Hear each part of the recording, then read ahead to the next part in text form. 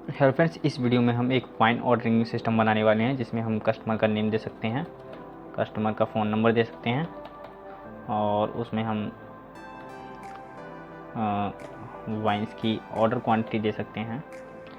और ये सब चीज़ देने के बाद हम कैलकुलेट पर क्लिक करके इसका जो प्राइस है वो कैलकुलेट कर सकते हैं। आप देख सकते हैं यहाँ पे हमने सब टोटल, टैक्स पेड और नेट प्राइस कैलकुलेट किया है और हम इसमें आइटम सब टोटल कैलकुलेट करके दिखाएंगे और यूनिट प्राइस ये रहा। Also you can see the order date, यहाँ आप ऑर्डर डेट दे सकते हैं, ऑर्डर का टाइम दे सकते हैं और इस तरह से हम एक वाइन ऑर्डरिंग सिस्टम बनाने वाले हैं। और आप देख सकते हैं इसमें एक रीसेट बटन भी है जिस पर आप क्लिक करके इन सभी फील्ड को रीसेट कर सकते हैं और एक एग्ज़िट बटन भी दिया है जिसमें हम जिस पर क्लिक करके इस प्रोग्राम को एग्ज़िट कर सकते हैं।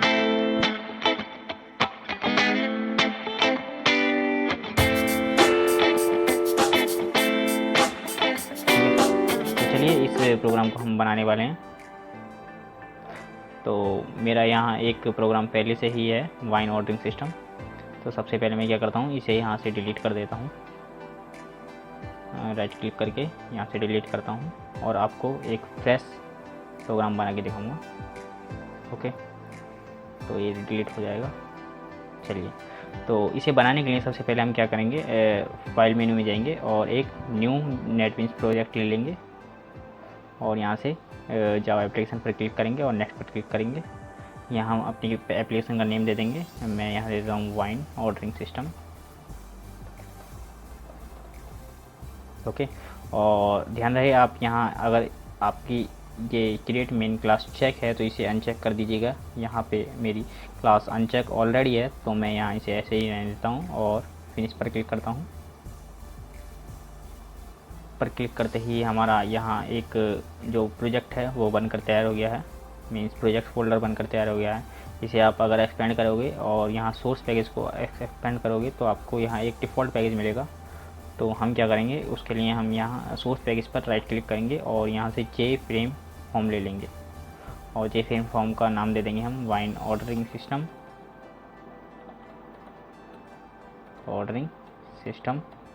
ओके, और एक पैकेज नेम दे देंगे, पैकेज नेम कुछ भी दे देंगे जैसे वाइन सिस्टम दे देते हैं एंड फिनिश पर क्लिक करते हैं अभी के लिए। ओके, तो यहाँ हमें एक जे फ्रेम फॉर्म मिल गया है तो इसे थोड़ा रिसाइज कर लेंगे, इसकी विड्थ को इंक्रीज़ करेंगे और इसकी हाइट को भी इंक्रीज़ करेंगे। ओके, तो अभी मुझे यहाँ पे 4 पैनल चाहिए। तो पैलेट एरिया में जाएंगे और सबसे पहले इस पर कंपोनेंट ऐड करने से पहले हम क्या करेंगे, फ्रेम को एक लेयर दे देंगे। तो उसके लिए हम इसे राइट क्लिक करेंगे और यहाँ set layout to absolute layout set कर देंगे। ओके, नाउ अब हम इसमें एक पैनल ऐड करेंगे। तो पैनल को यहाँ से ड्रैग एंड ड्रॉप करते हैं और यहाँ पर ले जाते हैं और इसे इस पर क्लिक करके और इसकी प्रॉपर्टीज़ में जाते हैं और इसे थोड़ा बॉर्डर दे देते हैं। तो बॉर्डर में जाएंगे और इसे लाइन बॉर्डर दे देंगे एंड ओके पर क्लिक करेंगे। तो इस तरह से हमारे पास यहाँ बॉर्डर जाएगा और मुझे इसमें 4 बॉर्डर मीन्स 4 पैनल चाहिए। तो उसके लिए मैं इसे क्या करता हूँ, Ctrl+C Ctrl+V means copy paste कर दूँगा। ठीक है, एक मुझे यहाँ चाहिए, एक यहाँ चाहिए, एक यहाँ और एक यहाँ। तो अभी मैं क्या करूँगा, इन्हें रिसाइज करके सेट कर दूँगा।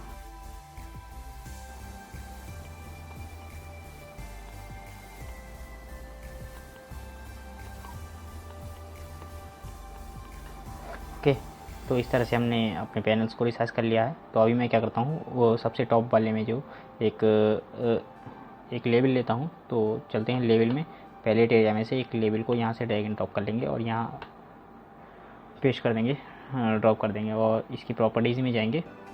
सबसे पहले मैं क्या करूँगा, इसका फ़ॉन्ट थोड़ा चेंज कर दूँगा, बोल्ड कर दूँगा और यहाँ 24 इसका फ़ॉन्ट साइज कर दूँगा। ठीक है, और इसका टेक्स्ट भी चेंज करेंगे। उसके लिए राइट क्लिक करेंगे और इसका टेक्स्ट चेंज कर देंगे वाइन ऑर्डरिंग सिस्टम।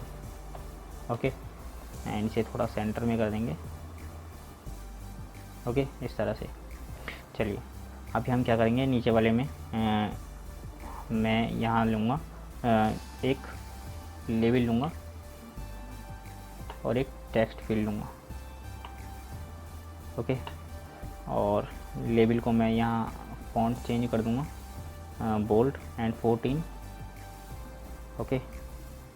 और इसका थोड़ा टेक्स्ट भी चेंज कर दूँगा, टेक्स्ट को मैं कर दूँगा customer name. Okay.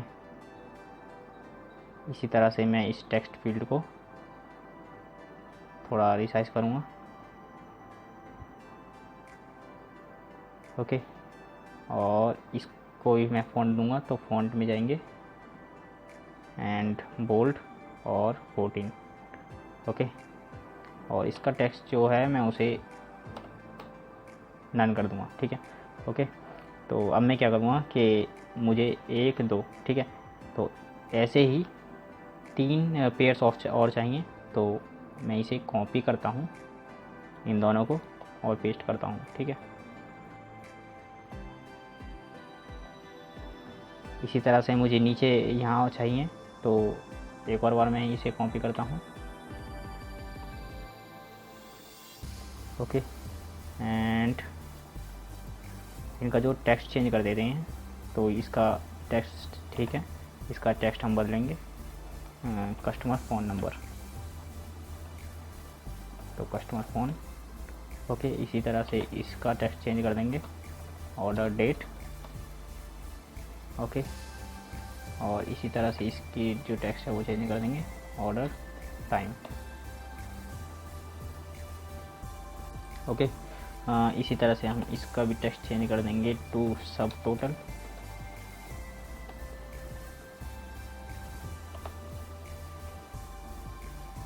Tax paid. और इसको हम चेंज कर देंगे नेट प्राइस। ओके। नाउ मुझे इस पैनल में भी कुछ लेबल्स एंड टेक्स्ट फील्ड चाहिए, तो मैं क्या करूँगा, यहाँ से सबसे पहले मैं लेबल लूँगा और यहाँ मैं इसे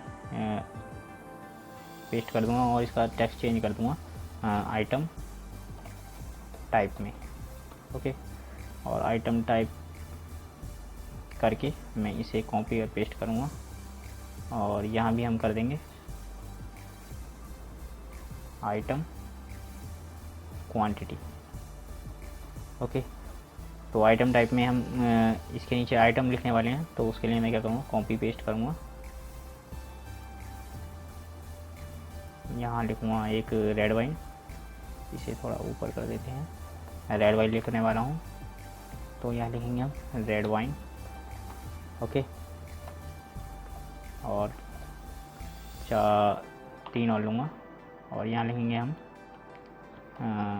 वाइट वाइन। इसी तरह से येलो वाइन और इसी तरह से some other wine. Okay. Now item quantity के लिए मुझे क्वांटिटी डालने के लिए टेक्स्ट फील्ड चाहिए, तो टेक्स्ट फील्ड लेने के लिए मैं यहाँ क्या करता हूँ, ये ऊपर वाला टेक्स्ट फील्ड कॉपी करता हूँ और नीचे जाके पेस्ट कर देता हूँ। और सबसे पहले मैं क्या करता हूँ, इसे थोड़ा स्मॉल कर देता हूँ, कंट्रोल C और कंट्रोल V से कॉपी पेस्ट कर दूँगा। ओके। नाउ इसी तरीके से मुझे 2 कॉलम और चाहिए, तो मैं इन 5 को सिलेक्ट करता हूँ, कॉपी और पेस्ट करता हूँ, कॉपी पेस्ट करता हूँ।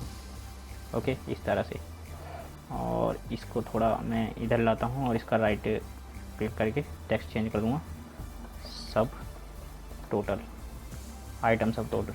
ओके। आइटम सब टोटल। इसी तरह से इसका चेंज करेंगे हम यूनिट प्राइस। ओके। अब ये थोड़ा नीचे आ गया, तो इसे ऊपर कर देंगे। और अब मैं क्या करूँगा, यहाँ मुझे 3 बटन चाहिए, तो मैं यहाँ से बटन ले लेता हूँ और इसका सबसे पहले मैं फ़ॉन्ट चेंज करूँगा, तो फ़ॉन्ट में जाते हैं and bold and 14। Okay. And इसका मैं चेंज करूँगा टेक्स्ट कैलकुलेट। ओके। सिमिलर हम कॉपी एंड पेस्ट करेंगे और एक रीसेट बटन बनाएंगे और एक एग्जिट बटन बनाएंगे।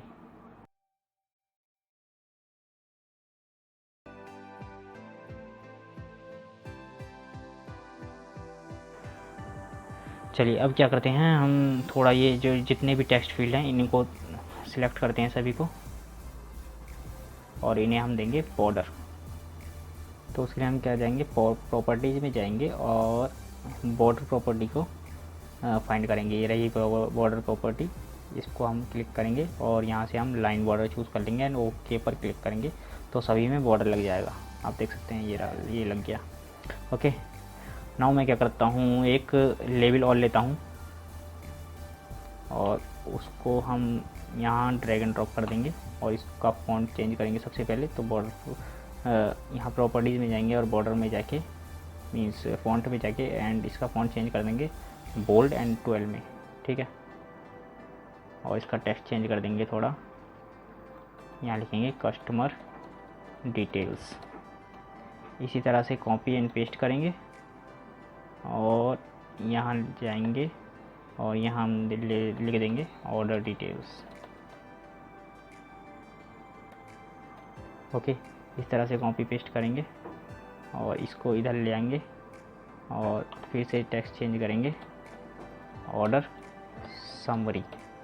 ओके, नाउ अब मैं इसे रन करके देखता हूँ कि कैसा अभी दिखाई दे रहा है। तो ओके पर क्लिक करेंगे।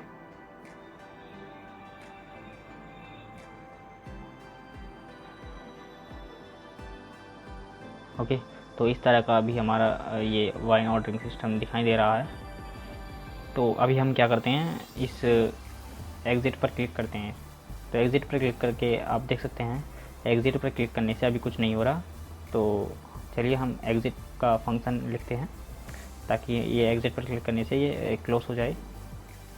तो उसके लिए हम क्या करेंगे, इस विंडो को थोड़ा बंद कर देंगे। यहाँ एग्ज़िट बटन पर राइट क्लिक करेंगे एंड यहाँ लिखेंगे इवेंट्स, इवेंट्स को सिलेक्ट करेंगे एंड एक्शन परफॉर्म्ड। ओके, तो ये यहाँ आ जाएगा। तो यहाँ से हम क्या करेंगे, यहाँ हम लिख देंगे सिस्टम डॉट एग्ज़िट 0। ओके, इस तरह से लिखने से हम क्या करेंगे कि एग्ज़िट पर क्लिक करने से ये विंडो क्लोज हो जाएगी। तो अभी हम रन करके देखते हैं कि ऐसा होता है या नहीं। तो अभी हम एग्ज़िट पर क्लिक करते हैं तो आप देख सकते हैं ये विंडो क्लोज हो गई। चलिए एक और बार रन करते हैं। तो हमने एग्ज़िट का बटन का फंक्शन तो लिख दिया, ठीक है, लेकिन अब रीसेट का बटन देखते हैं। रीसेट से क्या होगा कि जैसे मैंने यहाँ कुछ वैल्यू फिल करी, यहाँ कुछ वैल्यू फिल करी, यहाँ ऑर्डर क्वांटिटी डाल दी, ठीक है, ये डाल दी और ये डाल दिया और यहाँ ये कुछ वैल्यूज़ डाल दी। तो मैं क्या चाहता हूँ कि रीसेट बटन पर क्लिक करने से जितने भी ये वैल्यूज़ फिल हैं ये सब गायब हो जाएं। तो अभी ये कुछ नहीं हो रहा। चलिए इसका फंक्शन लिखते हैं। तो इसका फंक्शन लिखने के लिए हम क्या करते हैं, इसे क्लोज़ करते हैं और रीसेट पर डबल क्लिक करेंगे। चलिए दोबारा से डबल क्लिक करेंगे तो इससे क्या होगा, आप इसके फंक्शन में पहुंच जाएंगे बटन के। तो हमें यहाँ क्या करना है, जितने भी हमारे टेक्स्ट फील्ड हैं उन सभी टेक्स्ट फील्ड की जो वैल्यू है उसका टेक्स्ट है उसे नल करना है, मीन्स उसमें कुछ भी नहीं होना चाहिए, उसे गायब करना है। तो उसके लिए सबसे पहले मुझे ये फाइंड करना है कि हमारे पास कितने टेक्स्ट फील्ड हैं। तो इसे फाइंड करने का सबसे आसान तरीका क्या है कि अभी क्योंकि हमने किसी भी कंपोनेंट को कोई वेरिएबल नेम नहीं दिया है, जो जावा नेटबीन्स के डिफ़ॉल्ट वेरिएबल नेम है वही हैं। तो इसे पता करने के लिए हम क्या कर सकते हैं, जे टेक्स्ट फील्ड लिखेंगे, जे टेक्स्ट फील्ड और कंट्रोल के साथ स्पेस दबाओगे तो आपको यहाँ ये सजेशन देने लगेगा। और आप देख सकते हैं कि सबसे 1 से लेके ये 19 तक सजेशन दे रहा है। इसका मतलब हमने 1 से लेके 19 तक टेक्स्ट फील्ड डिफ़ाइन करे हुए हैं, ठीक है। तो हम क्या करेंगे, सबसे पहले 1 के लिए करेंगे, ठीक है। तो ये text field 1 dot set text और इसके हम लिख देंगे हम नल, इसमें वैल्यू सेट कर देंगे। इसी तरह से हम 19 वैल्यू सेट करेंगे। ओके, तो कॉपी पेस्ट करते हैं और यहाँ लिखते हैं 1 2 3 4 5 6 7 8 9 और 10 11 12 13 14 15 16। ओके, कॉपी पेस्ट करते हैं और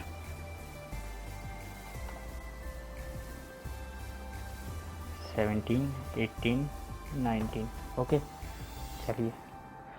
तो अभी क्या होना चाहिए कि रीसेट पर क्लिक करने से सब कुछ रीसेट हो जाना चाहिए। तो चलिए चेक करते हैं, रन करते हैं प्रोग्राम को और कुछ स्ट्रिंग डाल देते हैं, कुछ वैल्यूज डाल देते हैं। यहाँ हम इसे डालते हैं। ओके, चलिए अभी हम कैलकुलेट करते हैं। कैलकुलेट का फंक्शन तो लिखा ही नहीं है अभी रीसेट करके देखते हैं। तो रीसेट करने से ये सब गायब हो जाने चाहिए। तो रीसेट करते हैं तो आप देख सकते हैं सब कुछ गायब हो गया।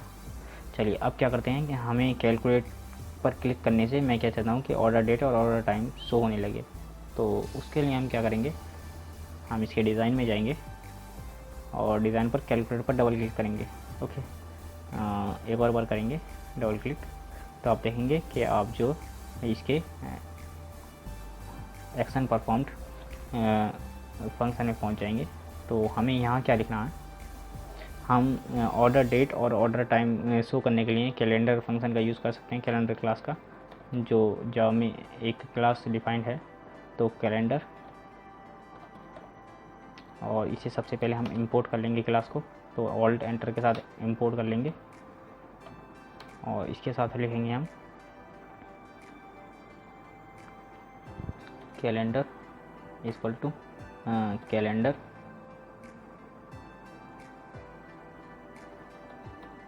Dot get instance. Okay, get instance, now take a date object.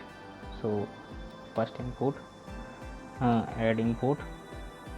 तो इंपोर्ट कर लिया हमने डेट क्लास को। नाउ अब हमें क्या करना है, date is equal to calendar dot get time. Okay, तो इस तरह से हमने डेट का फॉर्मेट ले लिया। ठीक है, अब हम डेट के ऑब्जेक्ट के साथ हम टाइम भी शो कर सकते हैं और डेट भी शो कर सकते हैं, क्योंकि डेट ऑब्जेक्ट में क्या होता है, टाइम भी होता है और डेट भी होती है। तो हमें इसे अलग अलग शो करना है। तो उसके लिए हम क्या कर सकते हैं, डेट फॉर्मेटर का यूज़ कर सकते हैं। तो उसके लिए हम लिखेंगे सिंपल डेट फॉर्मेट। ओके, ये एक क्लास है, इसे हमें इंपोर्ट करना पड़ेगा। तो ऑल्ट एंटर के साथ इंपोर्ट कर लेंगे। तो सिंपल डेट फॉर्मेट, और सबसे पहले हमें डेट फॉर्मेट करनी है। तो date formatter equal to new simple date format, और यहाँ हमें फॉर्मेट देना है स्ट्रिंग के रूप में। तो डेट के लिए हमें क्या फॉर्मेट देना पड़ेगा, हमें देना पड़ेगा dd हाइफन, और मैं चाहता हूँ जैसे कि जनवरी फरवरी मई, ये इंग्लिश लेटर्स में चाहता हूँ। तो मुझे कैपिटल M 3 बार लिखना पड़ेगा और फिर स्मॉल y 4 बार। ओके, तो ये हमारा डेट फॉर्मेटर बन गया। इसी तरह से मैं टाइम फॉर्मेटर बना सकता हूँ। तो उसके लिए मैं यहाँ एक और बार इसे कॉपी पेस्ट कर दूँगा और यहाँ लिखूँगा टाइम फॉर्मेटर। और टाइम फॉर्मेट के लिए मैं क्या करूँगा, उसके लिए टाइम का फॉर्मेट दे दूँगा। तो उसके लिए मुझे क्या लिखना पड़ेगा, HH then MM for minutes then SS for seconds. Okay, तो ये हमारा डेट फॉर्मेटर और टाइम फॉर्मेटर हो गया।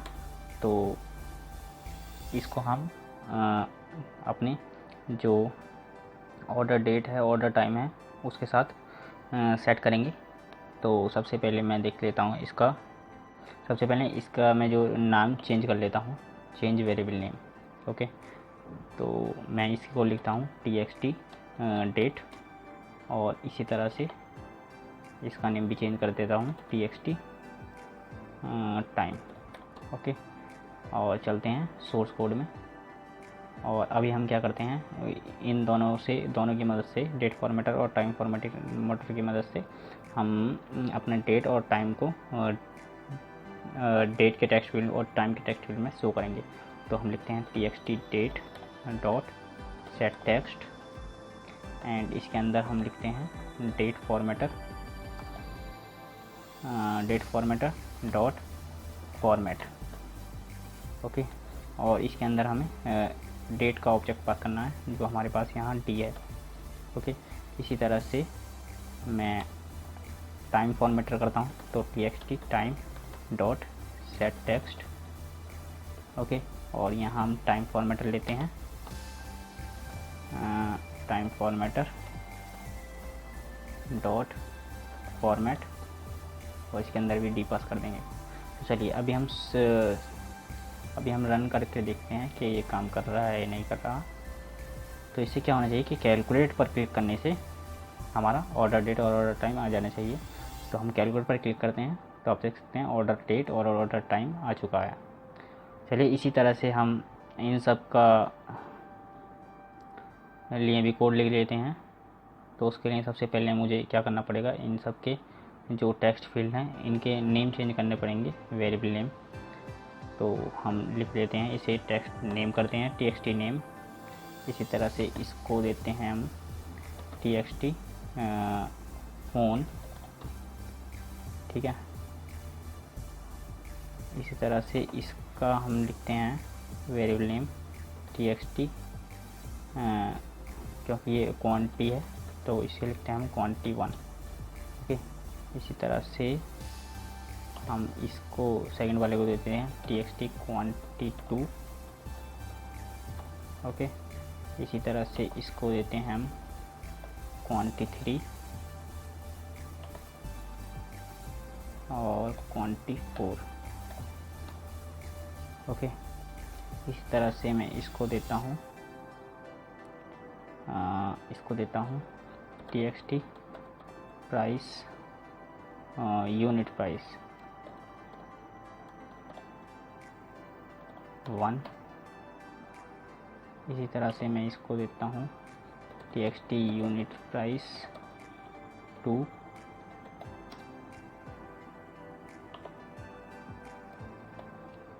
txt यूनिट प्राइस 3,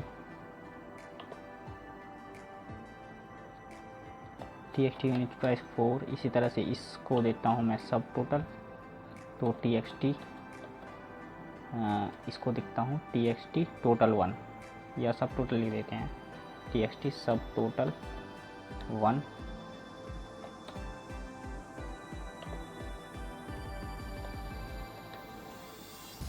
ओके, इसको हम लिखते हैं 2, 3 एंड इसको लिखते हैं हम txt सब टोटल 4। इस तरह से हम इसको लिखते हैं txt सब total txt tax paid. Okay, और इसको हम लिखते हैं txt नेट प्राइस। ओके, तो इन सभी का मैंने जो वेरिएबल नेम है वो चेंज कर दिया है। अब हम इन सब के लिए वैल्यूज़ कैलकुलेट करते हैं। तो मैं नेट प्राइस कैलकुलेट करने के लिए हमें क्या करना पड़ेगा, मैं क्या कर दूँगा कि आइटम क्वांटिटी को यूनिट प्राइस से मल्टीप्लाई करूँगा और आइटम सब टोटल निकालेंगे, ठीक है।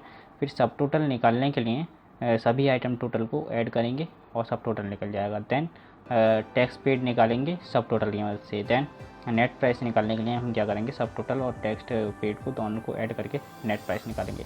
ये हमारा फंक्शन होने वाला है। तो चलिए चलते हैं सोर्स कोड में और कैलकुलेट बटन पर और एक्शन परफॉर्म में कोड लिखते हैं इसका।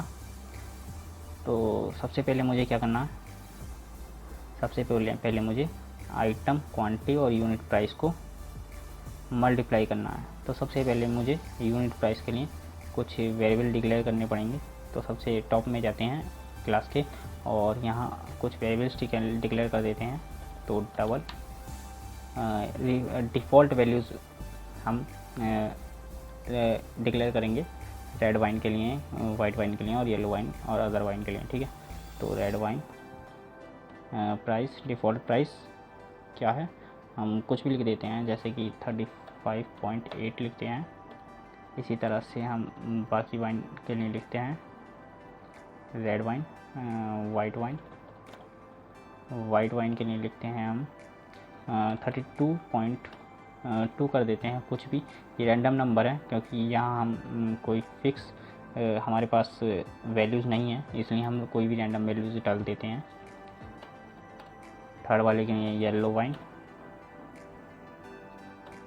28.9 कर देते हैं, और ये है अदर वाइन, इसमें हम 21.7 करते हैं। ठीक है, और एक और वेरिएबल हमें डिक्लेयर करना पड़ेगा, टैक्स कितना लगाना है आपको, टैक्स कितना, ठीक है, पे करना है, चार्ज करना है। तो हम यहाँ लिखते हैं टैक्स परसेंट।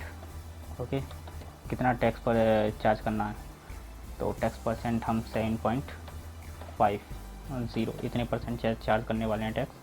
चलिए तो चलते हैं अपने कैलकुलेट के फंक्शन में, और हम यहाँ क्या लिखेंगे, सबसे पहले मुझे क्या करना है कि ये यूनिट प्राइस को शो करना है। तो यूनिट प्राइस को शो करने के लिए हम क्या करेंगे कि लिखेंगे txt unit price 1.setText। Okay, और इसमें हम लिख देंगे स्ट्रिंग डॉट वैल्यू ऑफ, और इसके अंदर हम पास कर देंगे रेड वाइन, क्योंकि पहले वाले में रेड वाइन है। इस तरह से हम बाकी सेकंड वाले में, थर्ड वाले में और फोर्थ वाले में भी शो करते हैं। तो सेकंड वाले में हम वाइट वाइन दिखाएंगे, थर्ड वाले में येलो वाइन, और फोर्थ वाले में हम अदर वाइन। ओके, चलिए अभी हम क्या करते हैं, इसे चेक करते हैं कि ये आ रहा है या नहीं आ रहा है। ठीक है, चलिए तो कैलकुलेट पर क्लिक करते ही आप देख सकते हैं कि ऑर्डर डेट, ऑर्डर टाइम आ चुका है और यूनिट प्राइस आ चुके हैं। ओके, नाउ अब हम क्या करते हैं कि जैसे मैं यहाँ ये डाल रहा हूँ आइटम क्वांटिटी, तो मेरा कैलकुलेट करने पे ये दोनों मल्टीप्लाई होके सब टोटल भी आ जाए। तो उसके लिए हम क्या करेंगे, चलिए उसके लिए हमें क्या करना है, हम यहाँ लिखते हैं एक वेरिएबल डिक्लेयर करते हैं डबल सब टोटल, आइटम सब टोटल। ठीक है, तो सब टोटल 1। ओके, इक्वल टू हम क्या लिखेंगे, मल्टीप्लाई करेंगे रेड वाइन को, मींस आइटम क्वांटिटी। तो पहले हमें क्वांटिटी फाइंड करनी पड़ेगी मल्टीप्लाई करने के लिए। तो सबसे पहले हम क्वांटिटी फाइंड करते हैं, तो डबल क्वांटिटी 1 इक्वल टू, अब ये क्वांटिटी जो है इस टेक्स्ट फील्ड के हमने जो वेरिएबल नेम है उसके मदद से हम फाइंड करेंगे। तो इस टेक्स्ट फील्ड का वेरिएबल नेम है हमारा txt क्वांटिटी 1। ठीक है, तो इसकी मदद से हम फाइंड करेंगे और इसे गेट टेक्स्ट से फाइंड कर लेंगे।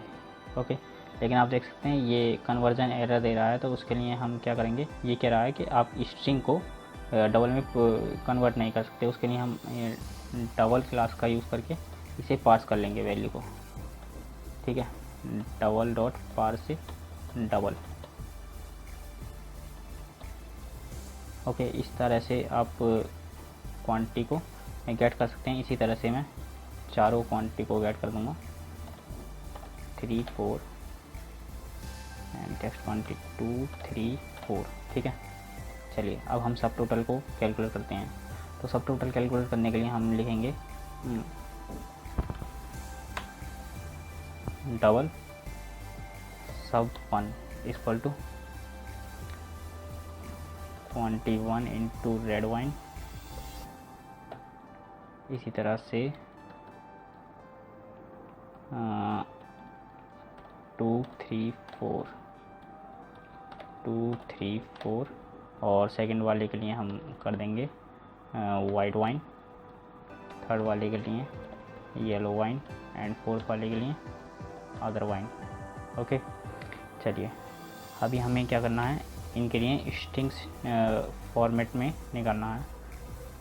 तो सबसे पहले मैं क्या करता हूँ, इन्हें सब टोटल में शो कराता हूँ। तो उसके लिए हम क्या लिखेंगे, txt सब टोटल और 1 डॉट सेट टेक्स्ट, और इसे हम क्या करेंगे, स्ट्रिंग डॉट वैल्यू ऑफ, और हम इससे सबको इसमें पास कर देंगे। ओके, चलिए और इसी तरह से मैं सभी के लिए करूँगा, चारों सब टोटल के लिए 3 4, और यहाँ भी हम 1 2 3 4। चलिए अभी मैं क्या करता हूँ, इसे रन करता हूँ। ओके, चलिए तो अभी हम इस पर कोई रैंडम वैल्यूज़ डालते हैं आइटम क्वांटिटी की। ओके, अभी मैं कैलकुलेटर पर क्लिक करता हूँ तो आप देख सकते हैं कि इसमें जो आ रही है वैल्यूज़, ठीक है। लेकिन आप देख सकते हैं सेकंड वाले में इसमें काफ़ी डेसिमल के बाद काफ़ी सारे नंबर्स आने रहे हैं। तो हम क्या कर सकते हैं, इसे राउंड कर सकते हैं 2 वैल्यूज़, ताकि ये डेसिमल के बाद 2 ही वैल्यू दिखाए। तो उससे हम करने के लिए हम क्या कर सकते हैं, इस ये जो स्ट्रिंग डॉट वैल्यू ऑफ लिखा है हमने, इस टेक्स्ट को हम इस सब टोटल को हम राउंड ऑफ कर सकते हैं। राउंड ऑफ करने के लिए हम क्या करेंगे, स्ट्रिंग डॉट फॉर्मेट लिखेंगे और यहाँ डबल कोट्स लगाएंगे और इसमें हम लिखेंगे परसेंटाइल डॉट 2f, ताकि हम डेसिमल के 2 प्लेस तक वैल्यूज़ को दिखाएंगे, ठीक है। इसी तरह से मैं इसे यहाँ से कॉपी करूँगा और इसी तरह से मैं नीचे भी पेस्ट कर दूँगा।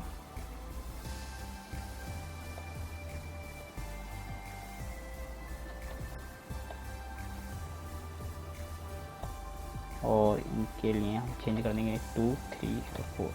चलिए अब रन करके देखते हैं।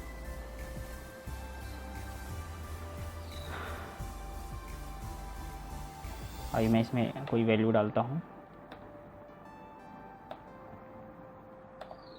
ओके, अभी कैलकुलेटर पर क्लिक करता हूँ तो आप देख सकते हैं डेसिमल के बाद 2 ही प्लेस शो हो रहे हैं। चलिए अभी हम करते हैं सब टोटल और टैक्स पेड और नेट प्राइस को कैलकुलेट करते हैं, ठीक है। तो एग्जिट पर क्लिक करते हैं अभी के लिए, और तो सब टोटल कैलकुलेट करने के लिए हम क्या करेंगे, लिखेंगे डबल सब टोटल इक्वल टू, उसके लिए हमें क्या करना पड़ेगा, इन चारों को ऐड करना पड़ेगा। तो सब 1 प्लस सब 2 प्लस सब 3 प्लस सब 4। ओके, और ये सब टोटल कैलकुलेट हो चुका है। अब हम इसे शो कर देंगे सब टोटल के टेक्स्ट बॉक्स में। तो उसके लिए हम लिखेंगे txt सब टोटल डॉट सेट टेक्स्ट, और इसे भी हमें ऐसे ही ये शो करना है जैसे हमने इसमें किया था। जो हमारी डबल वैल्यू है उसे राउंड अप करके लें, ठीक है। तो राउंड करके नियरेस्ट 2 डेसिमल प्लेसेस तक राउंड करेंगे। तो हम इसमें लिखेंगे सब टोटल। ओके, चलिए इसी तरह से हम सब टोटल कैलकुलेट हो चुका है। तो हम अब टैक्स पेड कैलकुलेट करेंगे। तो उसके लिए हम लिखेंगे डबल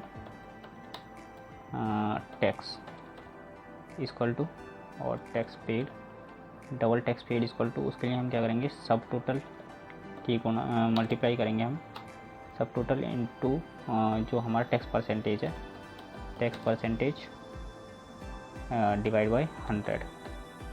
ओके, एंड इसे हम सेट कर देंगे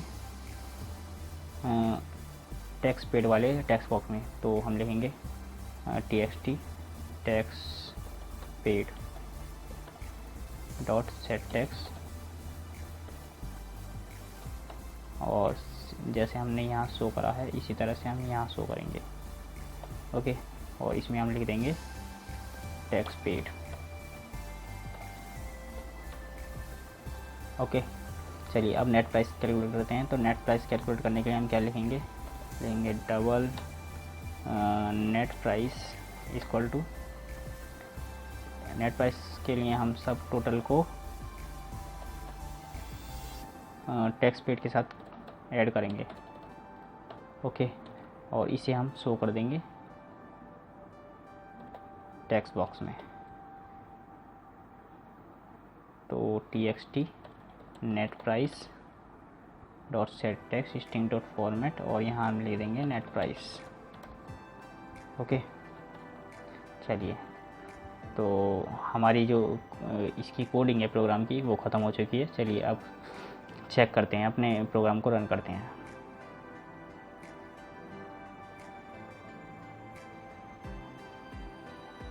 चलिए, तो सबसे पहले मैं क्या करता हूँ, यहाँ कस्टमर का नेम देता हूँ, जैसे कि मैंने लिख दिया रजत शर्मा। इसका मोबाइल नंबर कुछ भी रैंडम नंबर डाल देते हैं, क्योंकि अभी हमारे पास एग्जैक्ट वैल्यू तो है नहीं। और ऑर्डर क्वांटिटी डालता हूँ मैं यहाँ 5 डालता हूँ और ये 1 डालता हूँ। अभी हम कैलकुलेट पर क्लिक करते हैं तो आप देख सकते हैं हमारा जो यूनिट प्राइस शो हो रहा है, आइटम सब टोटल शो होने लगा और सब टोटल कैलकुलेट हो गया, टैक्स पेड कैलकुलेट हो गया और हमारा नेट प्राइस भी कैलकुलेट होकर आ गया है। ओके, और तो रीसेट पर क्लिक करके हम सभी वैल्यूज़ को रीसेट कर सकते हैं और एग्ज़िट पर क्लिक करके एग्ज़िट कर सकते हैं। तो इस तरह से हम वाइन ऑर्डरिंग सिस्टम बनाते हैं जावा नेटबीन्स में। आई होप कि आपको ये वीडियो पसंद आया होगा। अगर पसंद आए तो वीडियो को लाइक कीजिए, चैनल को सब्सक्राइब कीजिए और इसी तरह से हमारे साथ बने रहिए। हम मिलते हैं आपसे अगले वीडियो में। Bye bye.